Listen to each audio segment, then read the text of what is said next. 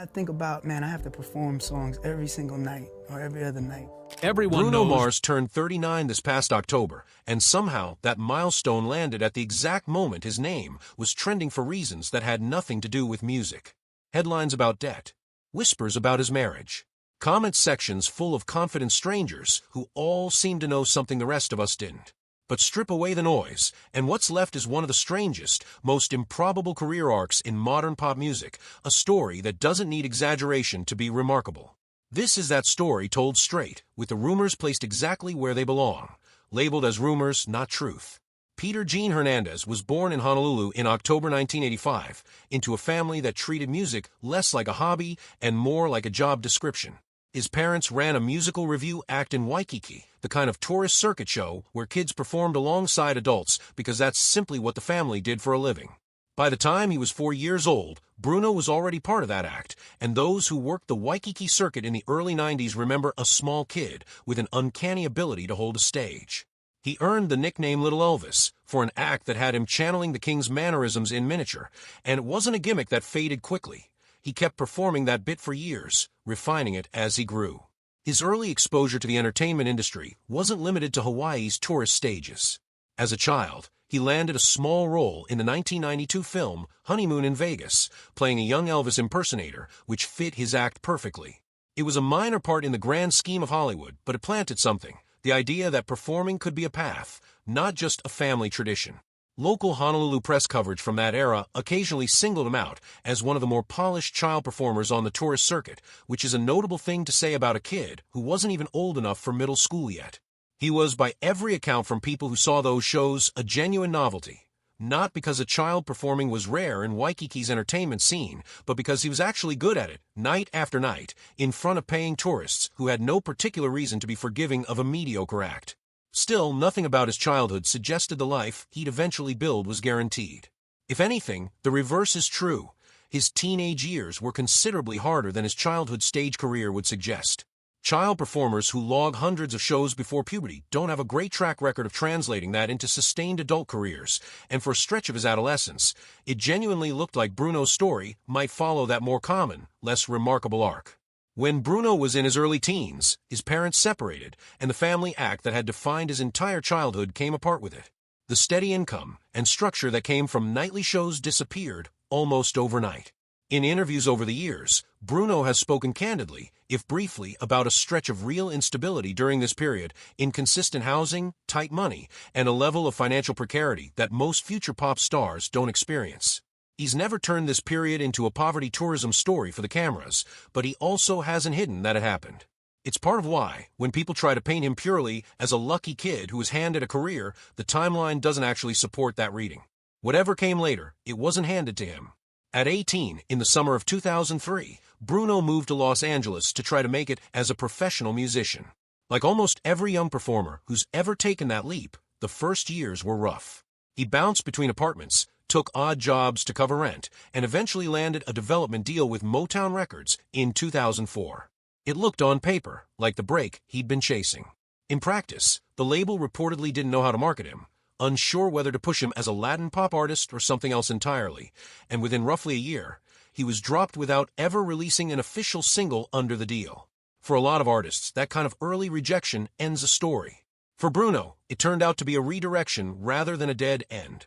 It was in this period of professional limbo that he connected with songwriter Philip Lawrence, another artist who'd had his own frustrating experience with a major label.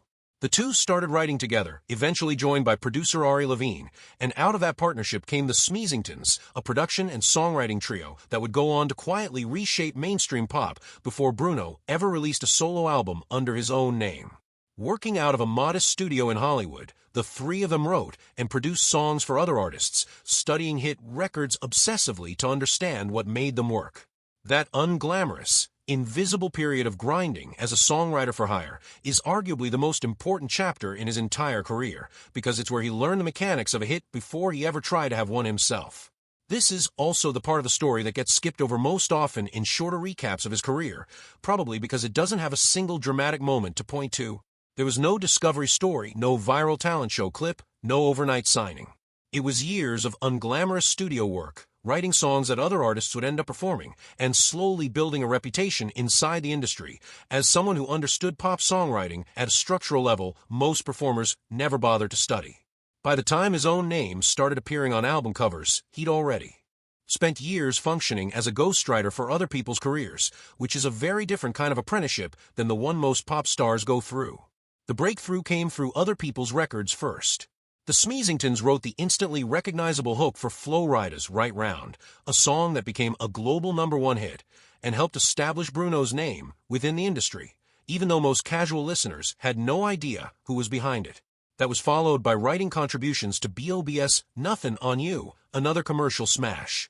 By the time Bruno released his own debut material, he wasn't a total unknown gambling on an untested sound. He was a songwriter who'd already proven, repeatedly, that he understood what made a song connect.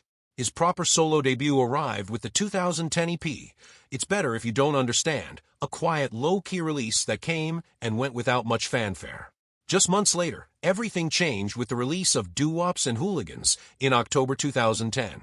The album was built on a modest budget but connected instantly and massively, eventually going multi-platinum and staying commercially relevant for years rather than months.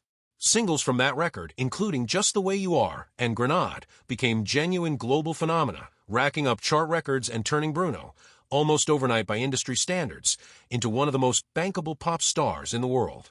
The Grammy nominations followed quickly, an unusually strong showing for a debut artist, and by his mid-20s, he had already won his first Grammy Award. If Doo-Wops and Hooligans established him, 2012's Unorthodox Jukebox is the album that proved he wasn't a one-lane artist.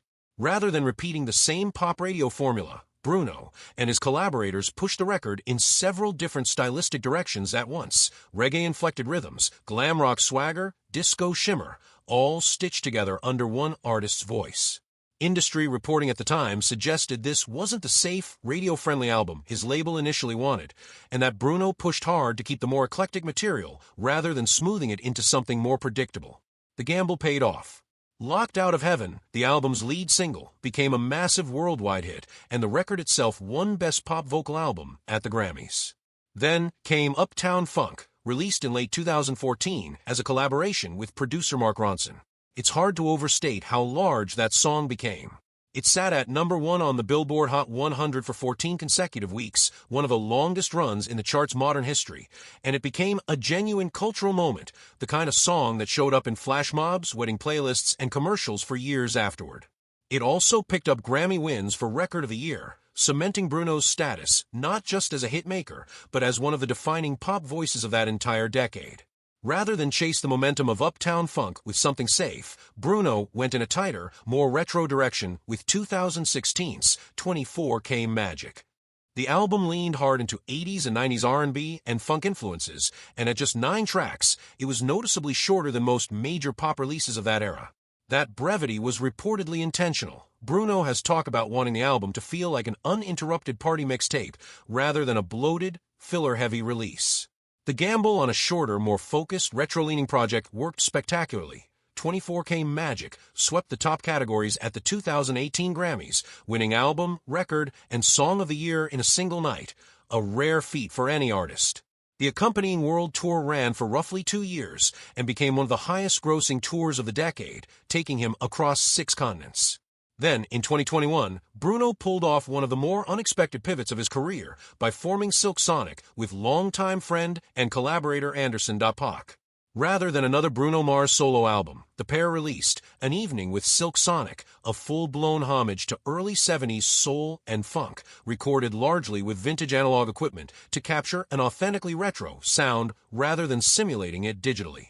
The lead single, Leave the Door Open, became a massive hit in its own right and swept Record of the Year, Song of the Year, and Best R&B Performance at the Grammys the following year. The project reinforced something that had become increasingly clear over the previous decade. Bruno Mars doesn't just chase trends, he revives entire eras and makes them feel current again. What made Silk Sonic particularly interesting from an industry standpoint was the commercial risk involved. By 2021, retro soul and analog recorded funk were not exactly what streaming algorithms were rewarding, and a full album built around that aesthetic was, on paper, a strange move for 2 artists who could have leaned into whatever was performing best on the charts at the time. Instead, the duo built out an elaborate visual and stage identity to match the sound, complete with matching suits, live horn sections, and stage presence clearly modeled on classic Motown and Stax reviews rather than anything resembling a contemporary pop show. The gamble worked commercially and critically, and it stands as one of the clearer examples in his catalog of Bruno choosing artistic conviction over the safer, more calculated commercial move, a pattern that traces all the way back to his insistence on keeping the eclectic material on unorthodox jukebox. More recently, his collaborative instincts have continued to produce outsized results. His 2024 duet with Lady Gaga, Die With a Smile, became a global streaming phenomenon, breaking single-day streaming records and staying near the top of international charts for months. He followed that with APT, a collaboration with Blackpink's Rose that became one of the biggest K-pop crossover hits in recent memory, debuting remarkably high on the Billboard Hot 100 and racking up hundreds of millions of views within days of release. Both songs demonstrated something that's been true of Bruno's career since the Smeezingtons days. He thrives in collaboration, and he has an unusually reliable instinct for what audiences across different genres actually want to hear. Which brings us to the noise that's followed him into his late 30s. In March 2024, a segment aired making the claim that Bruno owed a substantial gambling debt to MGM Resorts, tied to his long-running Las Vegas residency, and that he was effectively working it off through his shows. The claim spread quickly online, amplified by social media posts and commentary that repeated the figure without any verified sourcing behind it. MGM Resorts responded directly and unambiguously, telling entertainment outlets including Forbes and Billboard that Bruno did not owe them money and that their relationship with him was built on mutual respect, not debt.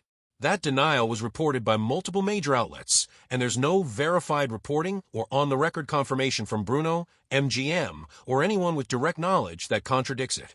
What's true, separate from the unverified debt figure, is that Bruno has spoken publicly in the past about having gambled recreationally, including comments referencing experiences with gambling as a younger man. That's a fact he's discussed himself. But acknowledging a history of gambling is a very different thing from confirming a specific nine-figure debt to a casino operator, and conflating the two is exactly how a lot of this story spiraled into something bigger than the evidence supports. Rather than address the rumor with a formal statement, Bruno has mostly handled it the way he's handled most tabloid noise throughout his career, with jokes from the stage, referencing the rumor in a self-aware, comedic way during live shows rather than engaging with it as a serious allegation. That approach doesn't confirm the claim. If anything, treating a rumor as a punchline is a fairly standard way public figures deflect stories they don't consider worth a formal denial. The other major thread of speculation involves his relationship with longtime partner Jessica Caban, a model and designer he's been with since 2011. The two have always kept their relationship notably private compared to most celebrity couples, few joint red carpet appearances, minimal public commentary, almost no social media documentation of their life together. That privacy, which has been consistent for well over a decade, is precisely what makes the couple an easy target for speculation whenever there's a stretch without a public appearance together. Gaps in public sightings get read by outside observers as evidence of trouble, even though the couple's entire public pattern has always involved long gaps between appearances. There's no verified on-the-record confirmation from either Bruno or Jessica Caban that they have separated, and treating an absence of public documentation as proof of a private life event is speculation, not reporting. It's also worth pointing out how these two separate rumors, the debt story and the relationship story, ended up reinforcing each other in the public imagination, even though they have nothing to do with one another. Once one unverified narrative about a struggling, secretly troubled Bruno Mars took hold, it created a kind of gravity that pulled every other ambiguous data point toward the same conclusion. A quiet stretch without a Jessica Caban appearance stopped being read as the same privacy pattern they've had for a decade and started being read as more evidence something's wrong, purely because the debt rumor had already primed people to expect a hidden crisis. That's a fairly common pattern with celebrity gossip cycles in general. One unverified claim lowers the bar of evidence needed for the next one to feel plausible, even when the two stories share no actual sourcing. What actually holds up under scrutiny, when you separate it from the rumor cycle, is a career built on a genuinely unusual level of craft and range. Few artists move as convincingly between reggae-tinged pop, funk revivalism, arena-scale collaboration, and intimate soul balladry the way Bruno has across roughly 15 years of major label output. Few artists have also managed to stay commercially dominant across 3 distinct decades of pop music without a real creative misstep, going from a scrappy Motown reject to a 2-time Album of the Year Grammy winner, and doing it while largely keeping his personal life out of the public record by choice rather than accident. At 39, Bruno Mars hasn't confirmed a debt scandal, and he hasn't confirmed a divorce because as of now, neither of those things has actually been confirmed by anyone in a position to know. What he has confirmed repeatedly across 2.5 decades of performing is that he can walk into almost any genre, absorb its essence, and come out the other side with something that sounds inevitable in hindsight. That's a much harder thing to fake than a viral rumor, and it's the part of his story that doesn't need embellishment to be worth telling.